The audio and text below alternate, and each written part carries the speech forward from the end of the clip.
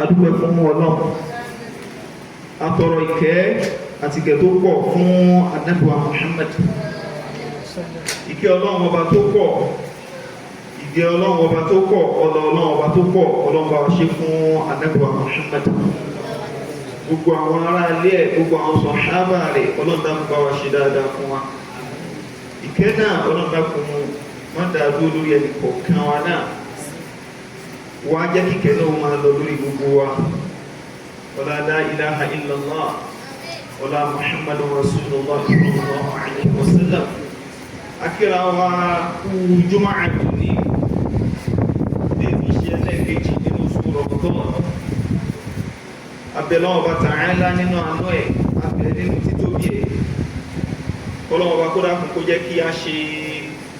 ọ̀pọ̀lọpọ̀ Jumu'ah láyé.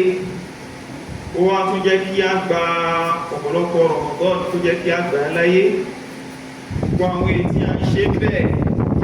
ní àìbáadá àpọ̀lọpọ̀lá ní àìbáadá ti fún wa.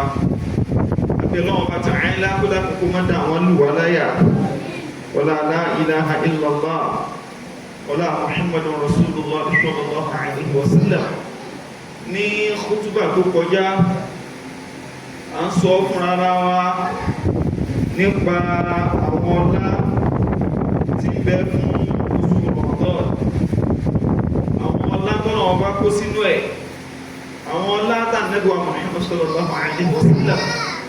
tó jẹ́ ká mọ̀ wípé ní oṣù alápọ̀nlé yìí, oṣù kẹ́ yìí, oṣù gẹ̀ yìí, òmùdé wa bá ẹ̀kọ̀ọ̀kan wa.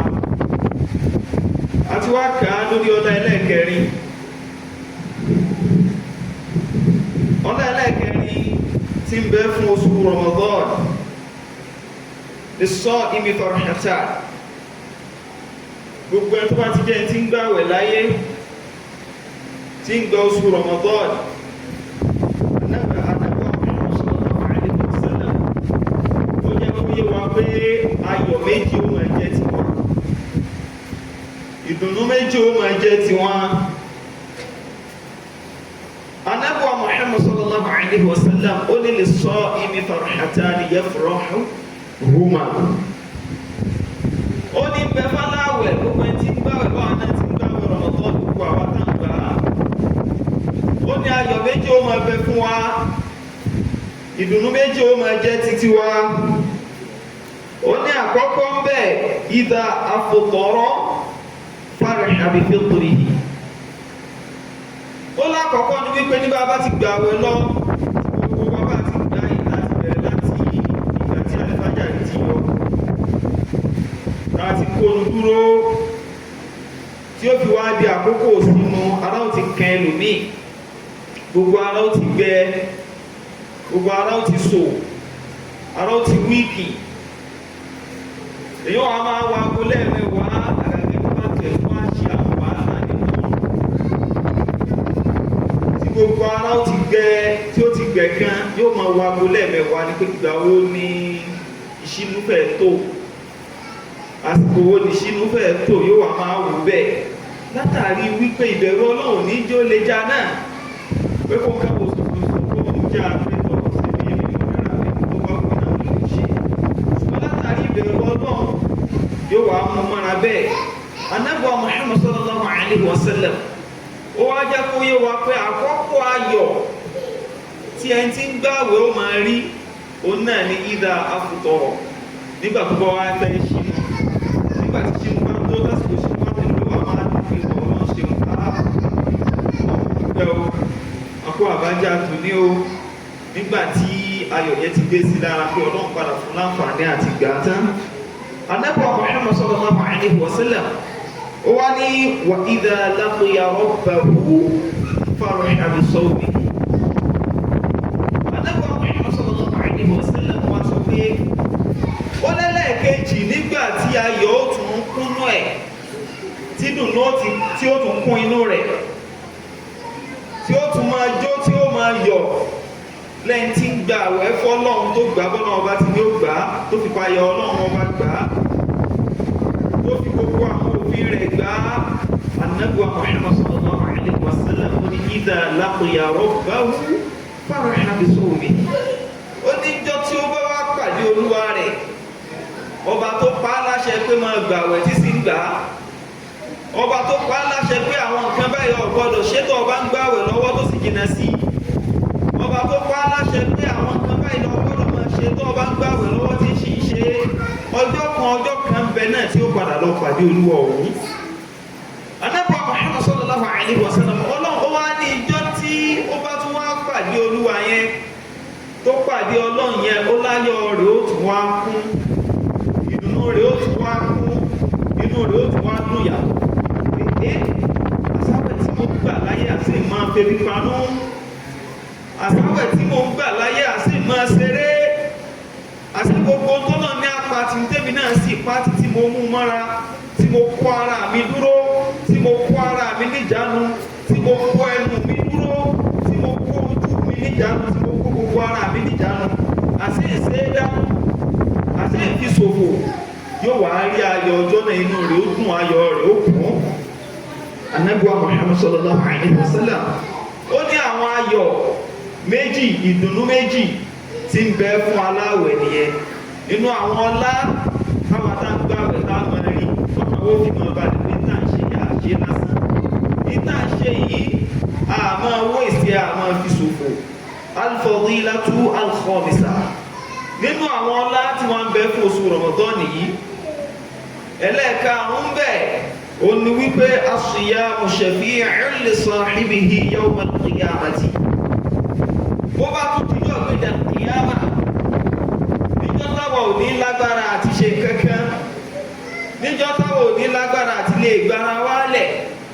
níjọ́ táà ní lágbára àti lè ṣìpẹ̀ fúnra wa, ààwẹ̀ tá ń gbà tẹ́mi àtẹ̀yìn tá àjọ ń febi panu yìí, tẹ́mi àtẹ̀yìn tá àjọ jẹ tá àjọ mú láwọn àsìkò tó náà bá pa wá láṣẹ pé ká má jẹ, láwọn àsìkò tó náà bá pa wá láṣẹ pé ká má mu, tó bá dijọ́ gbẹ̀dẹ̀ kìyàmà tí nǹkan kan ò lè dúró fún wa, àwẹ̀ wà dúró pé mi àtẹ̀yìn, yóò wá máa bá wa ṣìpẹ̀, yóò máa bá wa tọrọ ṣìpẹ̀ lọ́dọ̀ Ọlọ́run Ọba Ta'ala, gẹ́gẹ́ bí Ànábì wa Muhammad sallallahu alaihi wasallam bó ti sọ fún wa. Ó ní as-siyamu wal-Qur'anu yushaffi'ani lil-'abdi yawm al-qiyamati. Ànábì wa Muhammad sallallahu alaihi wasallam ó ní as-siyam, ó láwẹ̀ tẹ́ ń gbà, àwẹ̀ tẹ́mi àtẹ̀yìn gbà, wal-Qur'an àti al-Qur'an tẹ́mi àtẹ̀yìn kéwò. Ẹ mọ̀ wípé ní méjèèjì tó dàpọ̀ bá a ti ń gbàwẹ̀, a tún máa ṣe tìláwà al-Qur'an. Kódà ìta tún ṣe ìgbà tí í ṣe inú Ramadan náà, tí í ṣe inú àwẹ̀ náà. Ànábì wa Muhammad sallallahu alaihi wasallam ó láwọn méjèèjì yìí yushaffi'ani lil-'abdi yawm al-qiyamah. Ó láwọn méjèèjì ó wà máa ṣìpẹ̀ fún ẹrú tó bá ti dé ògbéǹde al-qiyama. Wọ́n dúró fún wa níwájú Ọlọ́run, wọ́n bá wa ṣìpẹ̀, wọ́n bá wa bẹ̀bẹ̀. Kí wọ́n láwọn méjèèjì ó máa sọ? Ànábì ní yaqulu as-siyamu ay rabbi mana'tuhu at-ta'ama wash-shahawat, mana'tuhu at-ta'ama wash-shahawat bin-nahar fashaffi'ni fihi. Àwẹ̀ yóò ní ay rabbi, yóò ní Ọlọ́run mi dákun, Ọlọ́run dákun mo bẹ̀ ọ́, ẹrú mi tó dúró wájú rẹ̀, ẹrú rẹ̀ tó dúró wájú rẹ̀, tọ́ ti ní ó máa wí tẹnu rẹ̀ yìí, tí òun gan ò tí ì mọ ibi tọ́lọ́run fẹ́ já sí, tó bá dijọ́ pé dàkíyàmà ló wà á dúró, àwẹ̀ tá à ń pé wà á dúró fún wa, yóò wá ní Ọlọ́run mana'tuhu at-ta'ama, èmi àwẹ̀ nígbà tí ń bẹ láyé mo kọ̀ fún níbi kó máa jẹ, mo kọ̀ fún níbi kó máa mú, wash-shahawat, ó ní gbogbo nǹkan ìgbádùn tó yẹ kó máa rí, gbogbo nǹkan ìgbádùn tó yẹ kó máa fi gbádùn láwọn ọ̀sán Ramadan ìnáhà lọ́sàn Ramadan, gbogbo ẹ̀ ni mo kọ̀ fún. Ó kóra rẹ̀ ń jánu látàrí pé ń gbààwẹ̀, tó bá ti rí ìrìkúrì báyìí yóò gbójú rẹ̀, yóò tún ṣe àkókò kó ń bẹ̀, tó bá ti fẹ́ rí ìwòkúwò yóò gbójú rẹ̀ kó ń bẹ̀, tó bá ti róúnjẹ yóò máa lójú, tó bá rí tí ó mu yóò máa lójú, látàrí wípé ní èmi àwẹ̀ náà ni mo kọ̀ fún láti má jẹ́ kó lè ṣe gbogbo àwọn kan wọ̀nyí. Yóò wá ní Ọlọ́run tó bá wá rí bẹ́ẹ̀, fashaffi'ni fihi, Ọlọ́run dákun mo bá bẹ̀bẹ̀, Ọlọ́run dákun mo ṣe é dúró fún, Ọlọ́run dákun mo ṣe ìṣìpẹ̀ fún Ọlọ́run dákun wá gba ìpẹ̀ mi tí mò ń ṣe lórí rẹ̀ wá gbà fún mi. Ìtawé ó ṣe fún wa tó bá dijọ́ gbé dànù kìyàmá nìyẹn. Ànábì wa Muhammad sallallahu alayhi wa sallam ìwà ń tẹ̀síwájú. Ó ní wa yaqulu al-Qur'an. Ó ní bẹ́ẹ̀ náà lal-Qur'an tẹ́mi àtẹ̀yìn ké. Gbogbo ẹni tí ò bá mọ̀ ọ́n náà lè kọ́ tó bá ṣe pé kọ́ tiẹ̀ lè sọ àwọn aráàfin yẹn pọ̀ lásán kọ́ máa ké kọ́ lè sọ alifu mọ́ bá kọ́ lè sọ tá pọ̀ mọ́ tá kọ́ wá lè máa join gbogbo ẹ̀kọ́ mọ́ra wọn kódà kó má ti ìdán gerege kọ́ lè káwọn lásán ọlá ńláńlá ní bẹ́ẹ̀ kò sì sí èjì tó dàgbà jù fún un láti kọ́ orí pé ní ó kàn lè pẹ́ ní díẹ̀ tí ìyàn bá ń kọ́ yóò padà mọ́ ọba kọ́ alifu lónìí tó dijọ́ kejì tọ́kọ́ alifati a àbáfati abá àtàfati ata tó dijọ́ kẹta tọ́kọ́ alifati alikẹsọ̀rọ̀ ẹlẹ́gbẹ̀ẹ́ alidomawu díẹ̀ bá nà ọmọ díẹ̀ báyìí yóò mọ títí tó náà fi lè máa sọ́pọ̀ nítorí wípé níbi káàmọ́ yẹn orí ń bẹ fún wa ń bẹ. Ànábì Muhammad sallallahu alayhi wa sallam ọlọ́mọ wa máa sọ pé mọ̀ náà tù náà ọmọ bíi lẹ́yìn yóò di ìwọ náà èmi Al-Qur'an mo kọ̀ fún ẹrú rẹ̀ níbi kó sùn lóru ìjọ sùn lóru ó ti jí lóru èmi ló gbé tísà ń ké èmi ló gbé tísà ń ká ìsà ń tọ̀ mí ni ọlọ́run tó bá wá rí bẹ́ẹ̀ fàṣà fìrìn ní ìfì yóò ní ọlọ́run bá dákun mo bì ọ́ ìpẹ́ mi mo wá gbédè yìí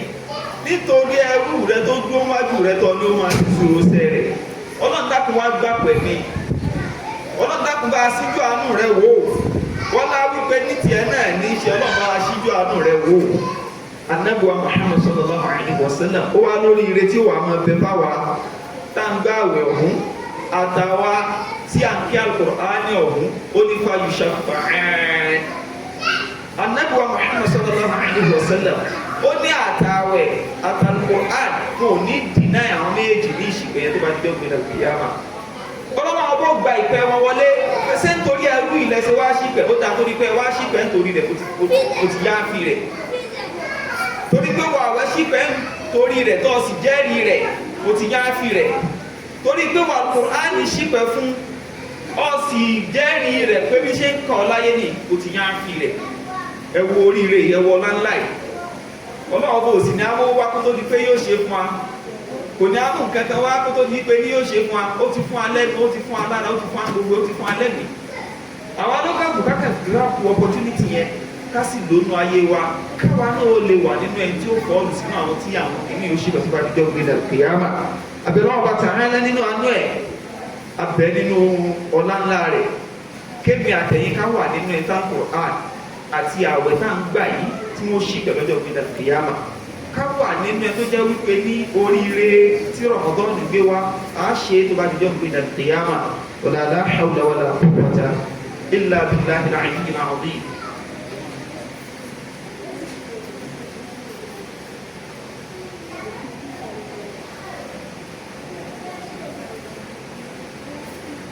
Alhamdulillah rabbil alamin والصلاة والسلام على أشرف المرسلين محمد رسول الله صلى الله عليه وسلم المبعوث رحمة للعالمين قال رسول الله صلى الله عليه وسلم إن في الجنة بابا يقال له رجال يدخل منه الصائمون يوم القيامة لا يدخل معهم أحد نظيرهم يقال أين الصائمون فيدخلون منه فإذا دخل آخرهم أغلق فلم يدخل منه أحد. الفضيلة السابعة الصيام سبب للصحة وتزكية النفس قال صلى الله عليه وسلم صوموا تصحوا. adúpẹ́ fún Ọlọ́run ọba lẹ́ẹ̀kan sí atúntọrọ ìkẹ́ àti ìgẹ̀ tó pọ̀ fún Ànábì wa Muhammad, ìkẹ́ Ọlọ́run ọba tó pọ̀, ọlá Ọlọ́run ọba tó pọ̀, Ọlọ́run bá wa ṣe fún Ànábì wa Muhammad. Nínú ọlá tí ń bẹ fún gbogbo àwa tá ń gbààwẹ̀ àti oríire tí ń bẹ fún gbogbo àwa tá ń gbààwẹ̀ àti ìdùnnú tí ń bẹ fún àwa tí àìṣe àjọsán nínú Ramadan. Tó bá dijọ́ ń gbé al-qiyāmah, Ọlọ́run bó tún bu ọlá ńláńlá kan fún wa, yóò tún ṣe àpọ́nlé tó yàtọ̀, al-fadlul khās, ọlá àdáyẹrí pé ọlá ilé mi ò ṣe ní jẹ́nẹ́rà o, ọlá ilé mi ò ṣe fún tajá tẹran o, ọlá ilé kìí kàn ṣe gbogbo èèyàn kókó bẹ́ẹ̀ o, àwọn kan ló wà fún special, àwọn kan la ṣàdáyẹrí rẹ̀ fún, àwọn náà ní ìsìnkú fún. Kò wá sáwọn tó náà wá ṣètò yẹn fún ju gbogbo àwọn tí ń gbààwẹ̀ lọ, gbogbo àwọn tá ń gbààwẹ̀ Ramadan. Ànábì wa Muhammad sallallahu alaihi wa sallam ó ní inna fil jannati baban yuqalu lahu ar-rajjā'. Ànábì wa Muhammad sallallahu alaihi wa sallam ó ní inna fil jannati, ó ní bẹ́ẹ̀ náà ọgbà àlìjánnà, gbogbo àná là ń jẹ́ náà rẹ̀. Gbogbo ẹni tó bá ti wáyé tó ti mọ̀ kó òun ó kú tó dá lójú, tó rẹ́lò míì bóyá kò dá lójú kó òun ó kú ni òjò gbàgbọ́ pé bí kò mọ̀ ẹbẹ tí ó máa yálì jẹ́ náà. Bóyá kò gbàgbọ́ kó òun ó kú ni òjò gbàgbọ́ pé nìkan bẹ tọ́nà ọmọ bá lòun dá ti jẹ́ náà. Ìwọ́n tó ọba ti ráwọn èèyàn ti kú, ó yẹ kí èèyàn ó ti dán ọ lójú pé méjèèjì òun kò sí, òun náà ń bẹ ni ẹ. Tó bá ti dé ọ̀pọ̀lọpọ̀ àwọn nǹkan tọ́nà ọba sọ fún aláyé pé ń bẹ o, ń bẹ o, ń bẹ o, kò yẹ kó ọ̀dá òtún méjèèjì yẹn náà máa. Torí ń bẹ láyé lónìí àwọn tí ń dá òtún ẹ o, wọ́n pè scam. Ìtí kan dùn wá ní wípé ní Ọlọ́run mọ̀ sàwọn aládọ́rùn òótọ́ o. Ẹlòmíì yóò hàn sí báyìí pé òótọ́ ní gbogbo ẹ̀ báyìí kò wá ní bámá. Ọlọ́run mọ̀ ṣe mi àtẹ̀yìn bẹ́ẹ̀ o. Òdodo tó ti hàn sáwà yìí, Ọlọ́run mọ̀ tún ṣe wá nínú ẹ tí òdodo yẹn ò ní yé mọ́ o. Ànábì wa Muhammad sallallahu alaihi wa sallam ó ní bẹ́ẹ̀ náà ọgbà àlìjánnà, ó lẹ́nu ọ̀nà kan bẹ́ẹ̀, ó lẹ́nu ọ̀nà tí wọ́n pè ní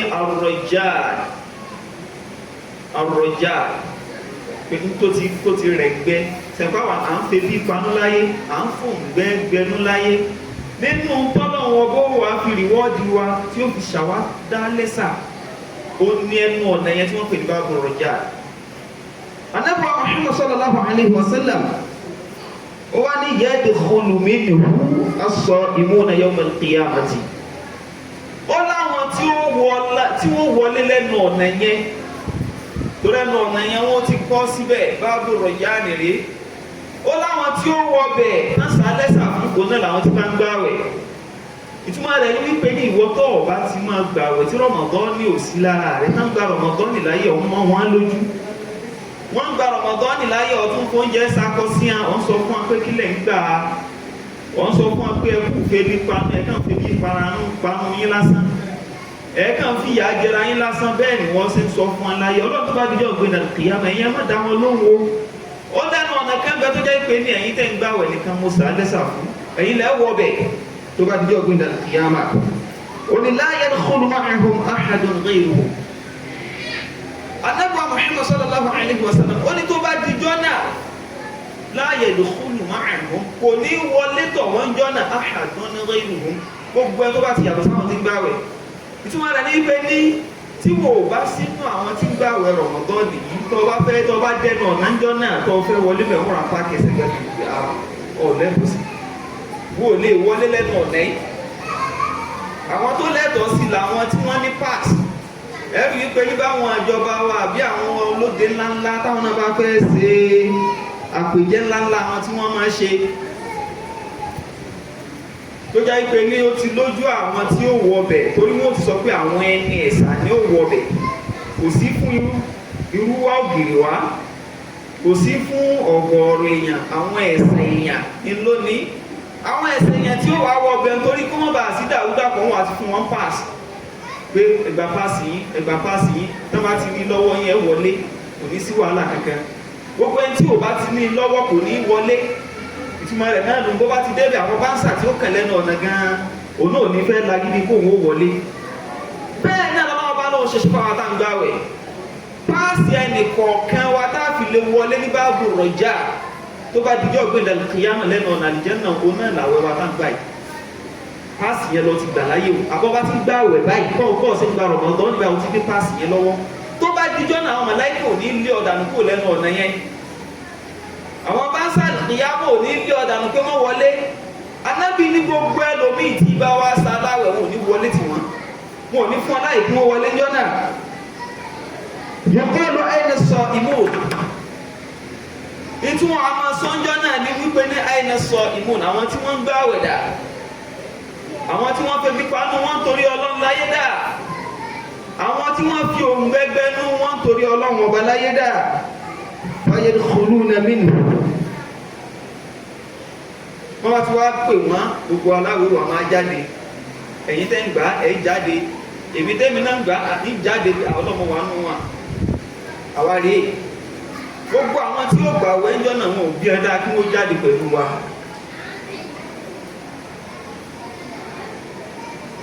Ànábì Muhammad sallallahu alaihi wa sallam wà ní fayadkhuluna minhu wọn àmà gbẹ̀nà ọ̀nà wọlé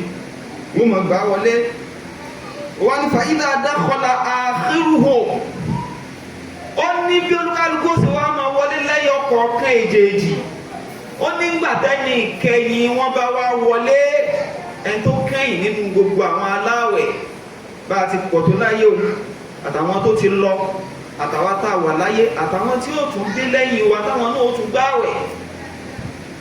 nígbàtẹ́ni kẹyìn bá wá wọlé lọ́jọ́ náà lọ́hùn-ún ó kò lè kọ̀ falam yadkhul minhu ahadun sani kẹ́yìn ti wọlé ọlọ́wọ́ kan ló yẹ ìtìlẹ̀kùn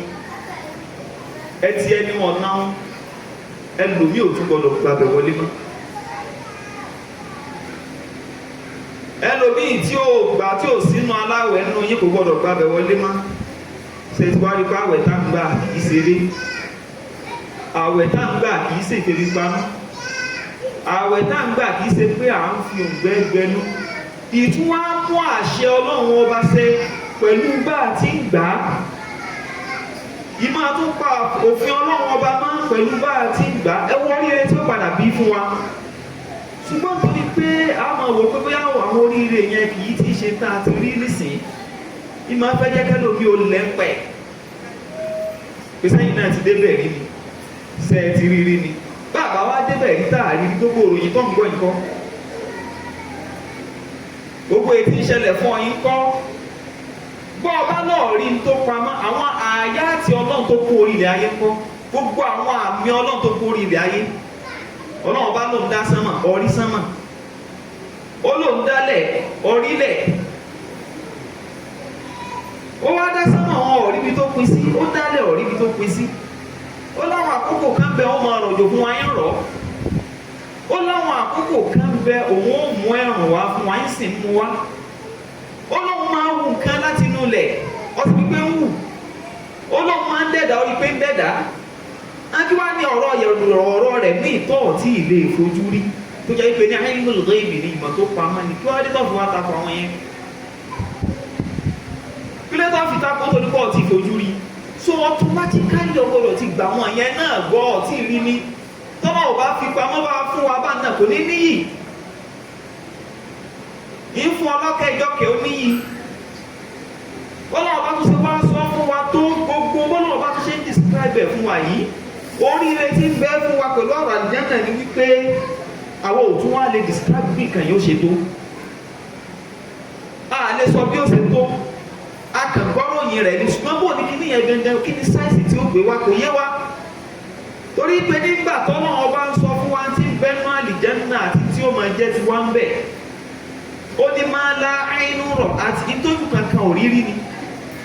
ìtumọ̀ rẹ̀ ní pé ní tàbá fẹ́ máa ròyìn kankan nísìn àbá fẹ́ máa describe kankan nísìn ìtọ́jú wá ti rírí láàmú fi gbé ìtọ́jú wá ti rírí nì àti rí lẹ́kan tó tóbi rí o láàmú wò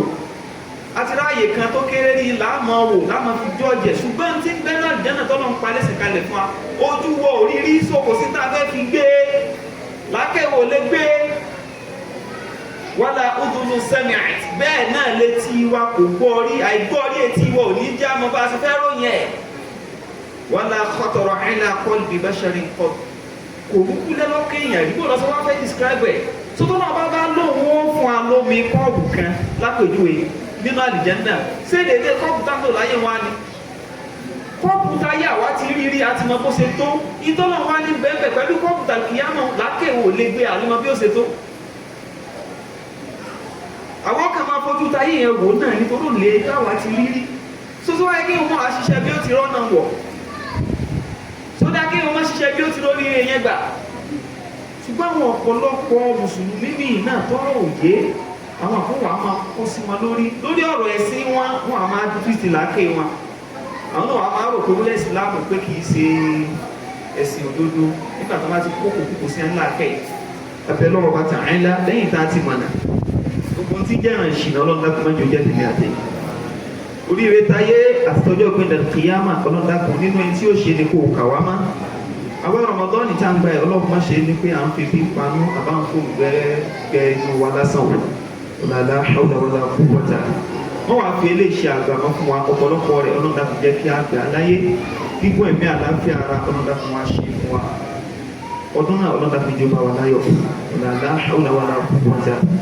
mẹ́wàá àkọ́kọ́ náà ló ti lọ mẹ́wàá àkọ́kọ́ ti lọ bí àwọn kankan bá ti bọ́ mọ́ wa lọ́wọ́ bẹ̀ àtúndì opportunity 20 mẹ́wàá méjì tó kù ọlọ́run bó ṣe rọrùn fún wa o. قوموا إلى صلاتكم عباد الله يرحمكم الله.